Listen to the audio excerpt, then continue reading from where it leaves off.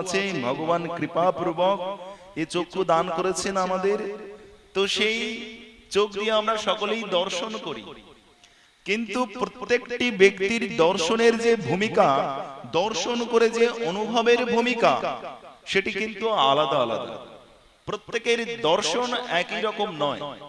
একটি চিত্রপট সামনে রাখা আছে, সেই চিত্রপটটি দর্শন করে বিভিন্ন ব্যক্তির বিভিন্ন রকম ভাবনা তার হৃদয়ের রূপ আকাশে জাগ্রত হয়। আকাশের ঘন কালো মেঘ যখন কোন কবি দর্শন করেন, তার ভিতরে কবিত্ব রূপ প্রতিভার জাগ্রত হয়েছে।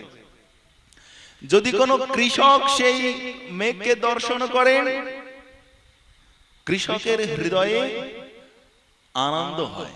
কেন না, আকাশে মেঘ দেখেছি, তো এখন সেই মেঘ বৃষ্টি রূপে ধরণীর উপরে পড়বে, তো আমি এই ভূমিতে এখন বিভিন্ন প্রকার ফসল ফলাতে পারব। এই জন্য কৃষকের মনে ওই মেঘকে দর্শন করে আনন্দ হচ্ছে। তো দুজনের ভিতরে যে আনন্দ আলাদা। একজনের ভিতরে সেই কবিত্ব প্রতিভাকে ফলানোর জন্য এবং সেই মেঘের ভিতরে তার যে অনুভব, সেই অনুভবটি তিনি কবিতা আকারে জগতের কাছে প্রদর্শন করছেন। ওই মেঘকে দর্শন করে কৃষক তিনি ফসল উৎপাদনের জন্য আত্মনিয়োগ করেছেন, পৃথিবীকে শস্য শ্যামলায় ভরিয়ে তুলছেন। তো এইভাবে যখন মীনগণ অর্থাৎ মাছ যখন ওই মেঘকে দর্শন করছেন, মাছ অত্যন্ত আনন্দিত হচ্ছেন। কেন না, ওই নূতন জলের যে স্পর্শে মৎস্যের যে আনন্দ হয়, সে আনন্দ একমাত্র মৎস্যই জানতে পারে। এই জন্য প্রত্যেকটি জীবের ভিতরে যে দর্শন, সে দর্শন করে তার ভিতরে যে অনুভব বা জ্ঞানের আবির্ভাব হয় বা কার্য করার যে শক্তি তার লাভ হয়, ইচ্ছা শক্তি লাভ হয়, এটি কিন্তু ওই জ্ঞানের মাধ্যম দিয়ে। যার ভিতরে জ্ঞানের উন্মেষ যতটুকু পরিমাণে ঘটেছে, ঠিক ততটুকু পরিমাণই তার অনুভব শক্তি হবে।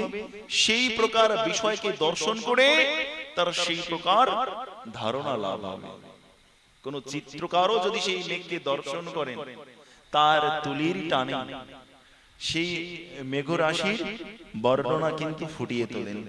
তো এইভাবে প্রত্যেকটা ব্যক্তির প্রত্যেকটা যে বিষয় অনুভব দর্শন করে হয়, সেটি তার জ্ঞান অনুযায়ী হয়। এখন এই জ্ঞানের পরিমাণ, জ্ঞানের উন্মেষ তার ভিতরে যেমন যেমন প্রকারে ঘটেছে, ঠিক সেইভাবে তার ভিতরে ভাবনা জাগ্রত হচ্ছে। এই যে উদাহরণগুলো আমি দিলাম, এগুলো জগতের ব্যক্তি যখন দর্শন করছেন, তাদের ভিতরে এই প্রকার ভাবনা হচ্ছে। আর ওই আকাশে যখন ওই ঘন কালো মেঘকে কোন কৃষ্ণ ভক্ত দর্শন করছেন, তখন তিনি ফসলের কথা ভাবছেন না, কবিত্বের কথা ভাবছেন না, কিংবা ওই তুলির টানে ছবি এঁকে তার থেকে কিছু অর্থ উপার্জন করব, এ বিষয়ে ভাবছেন না।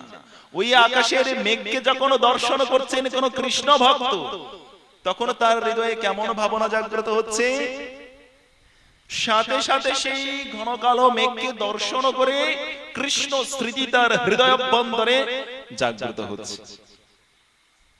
আমার প্রাণনাথ প্রভুর যে গাত্র বর্ণ, এই মেঘ সাদৃশ। ওই মেঘকে দর্শন করে তার ভিতরে কৃষ্ণ অনুভব, কৃষ্ণ স্মৃতি, কৃষ্ণ ভাবনায় তার হৃদয় অন্তর আচ্ছাদন করে নিচ্ছে। ওই একটা বিষয় কিন্তু ভিন্ন ভিন্ন ব্যক্তির দর্শনেতে ভিন্ন ভিন্ন ভাব উদয় হয়। এই জন্য বলে কৃষ্ণ ভক্তের ভিতরে এই মেঘ দর্শন করে কৃষ্ণের ভাব কেন জাগ্রত হয়েছে না, কৃষ্ণ ভক্ত তিনি এই প্রকার সাধুগুরু বৈষ্ণবের সঙ্গেতে এসে কৃষ্ণের বিষয় সম্পর্কে জানতে পেরেছেন, শুনেছিলেন, শ্রবণ করেছিলেন।